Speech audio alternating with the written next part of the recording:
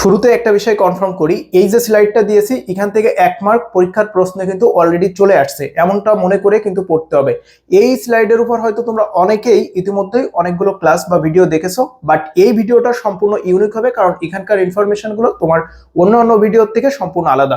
দেখো, আমরা আজকে বাংলাদেশের রাষ্ট্রপতি নির্বাচন 2026 সম্পর্কে আলোচনা করব।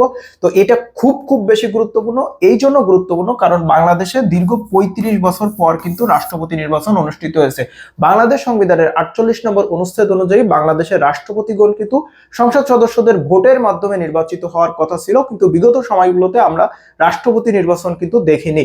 এবার আমরা 35 বছর পর বাংলাদেশের রাষ্ট্রপতি নির্বাচন দেখলাম, এই জন্য এই নির্বাচনটা তোমাদের জন্য অনেক বেশি গুরুত্বপূর্ণ।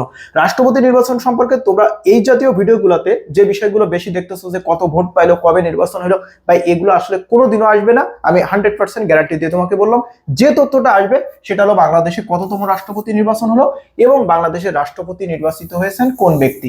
একজন হলো মির্জা ফখরুল ইসলাম, বিএনপির মহাসচিব, এবং 23তম রাষ্ট্রপতি নির্বাচন অনুষ্ঠিত হলো।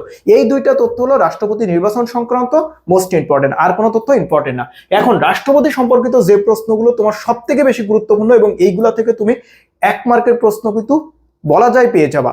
আর এই প্রশ্ন তো 100% বলা যায় যে তোমাদের যে কোনো একটা ইউনিভার্সিটিতে চলে আসছে, এমনটাই ধরে নিতে পারো।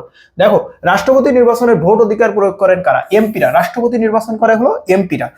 আর রাষ্ট্রপতি নির্বাচনের জন্য ন্যূনতম বয়স হলো 35 বছর। বাংলাদেশের সংসদ সদস্য নির্বাচিত হওয়ার জন্য কিন্তু ন্যূনতম বয়স হলো 25 বছর। তো এই দুইটা পার্থক্য কিন্তু ইম্পর্টেন্ট। আর একজন ব্যক্তি সর্বোচ্চ বাংলাদেশের কয়বার রাষ্ট্রপতি হতে পারে এটাও কিন্তু ইম্পর্টেন্ট। সর্বোচ্চ কিন্তু একজন ব্যক্তি বাংলাদেশ সংবিধানের 48 নম্বর অনুচ্ছেদ অনুযায়ী কিন্তু 2বারের বেশি রাষ্ট্রপতি হতে পারবে না। মোস্ট ইম্পর্টেন্ট পার্টটা হলো রাষ্ট্রপতি কার কাছে পদত্যাগপত্র জমা দেন। এটা কিন্তু খুবই খুবই গুরুত্বপূর্ণ। সদ্য যে চুপ্পু সাহেব পদত্যাগ করলো, তো তিনি কার কাছে পদত্যাগপত্র জমা দিয়েছে এটাও কিন্তু মোস্ট ইম্পর্টেন্ট। অবশ্যই স্পিকারের কাছে।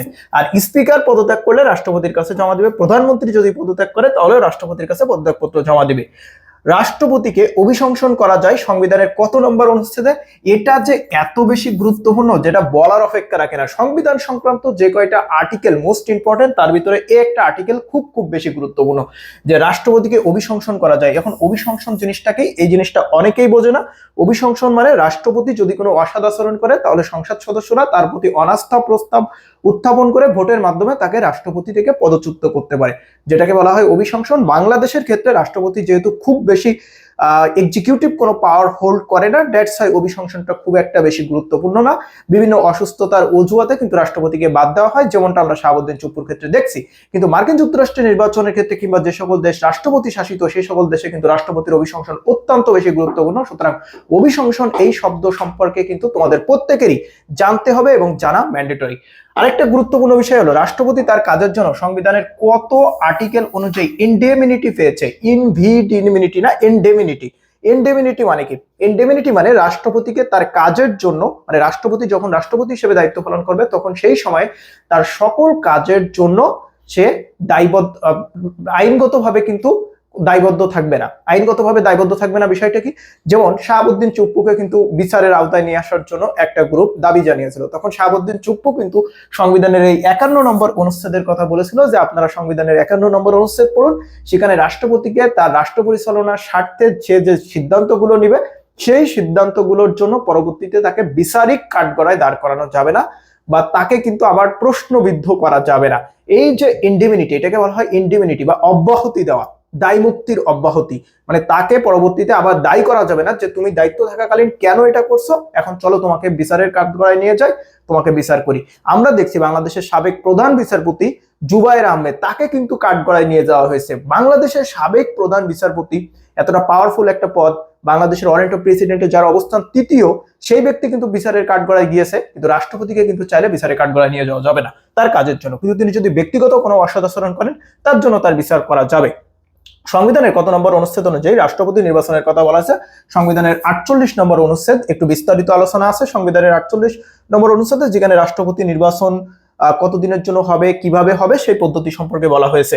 রাষ্ট্রপতির ক্ষেত্রে একটা গুরুত্বপূর্ণ বিষয় হলো প্রিরোগেটিভ মার্সি।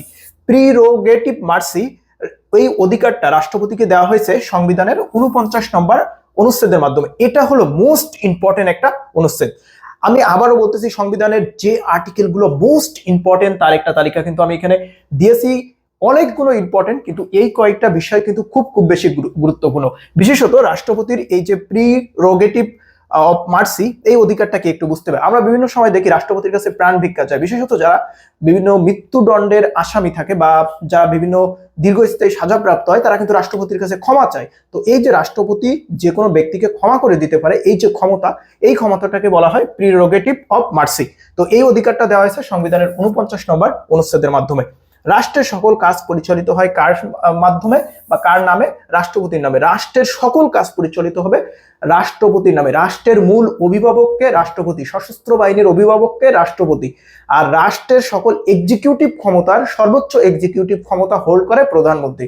সকল কার্যক্রম বাস্তবায়ন করে প্রধানমন্ত্রী, কিন্তু রাষ্ট্রপতির নামে কিন্তু কার্যক্রমগুলো বাস্তবায়িত হয়। সো এটা কিন্তু মোস্ট ইম্পর্টেন্ট। আর তোমরা যারা অ্যাডমিশন পরীক্ষা দিচ্ছ, তোমার যে কোনো ইউনিভার্সিটির টার্গেট হইতে পারে, এই মুহূর্তে কিন্তু তোমাদের জন্য আমাদের লুক্রেটিভ সব কোর্স আছে, এবং সব থেকে বড় বিষয় হলো এখন 50% ডিসকাউন্ট চলতেছে খুবই সীমিত সময়ের জন্য। এই 50% ডিসকাউন্টে মাত্র তোমরা 1550 টাকায় আমাদেরকে কোর্সে কিন্তু তোমরা এনরোল করতে পারবা। মোস্ট ইম্পর্টেন্ট হলো আমাদের এই কোর্সটা থাকবে তোমাদের জন্য সাজেশন মাফিক। তুমি এই ক্লাসটা দেখেছো, এই ক্লাসে দেখো রাষ্ট্রপতি বা সংবিধান সংক্রান্ত অনেক আলোচনা আছে, কিন্তু আমি তোমাকে একদম সামারি করে দিয়েছি। তোমার বিশাল 1 ঘন্টার একটা পড়া আমি মাত্র 5 থেকে 10 মিনিটে তোমাকে কমপ্লিট করে দিয়েছি। এভাবে আমরা সাজেশন মাফিক তোমার প্রত্যেকটা পড়া লেকচার কমপ্লিট করে দেবো। সো এই কোর্সটা কিন্তু তোমার জন্য হবে একটা অনবদ্য কোর্স, সবাই লয়ের স্টুডেন্ট। আর সব থেকে বড় বিষয় হলো যে এই কোর্সে যদি তুমি এনরোল করো, তাহলে তোমার কি পড়তে হবে, কোথা থেকে পড়তে হবে, সবকিছুই আমরা তোমাকে বুঝিয়ে দেবো, সাজেশন মাফিক বুঝিয়ে দেবো। সুতরাং তোমার কাজ হবে শুধু পড়া, পড়া আর পড়া। এখন তুমি যদি মনে করো যে না, আমাকে ভাই এবার একটা বিশ্ববিদ্যালয়ে চান্স পেতেই হবে, ফার্স্ট টাইমার হোক বা সেকেন্ড টাইমার হোক, তাহলে এমন যদি ডিটারমিনেশন তোমার মধ্যে থাকে, তাহলে এই কোর্সটা ডেফিনেটলি তোমার জন্য। আর এখন যেহেতু 50% অফার চলতেছে, সো এই 50% এর এই লুক্রেটিভ অফারটা তুমি কোনোভাবে মিস করো না। সব থেকে বড় বিষয় হলো এখানে তুমি 80+ ক্লাস পাচ্ছ, মডেল টেস্ট এক্সাম দিতে পারছো, ইন কোর্স এক্সাম দিতে পারছো, এবং সার্বক্ষণ তুমি লাইভ সাপোর্ট পাচ্ছ আমাদের ইনস্ট্রাক্টর প্যানেলের মাধ্যমে।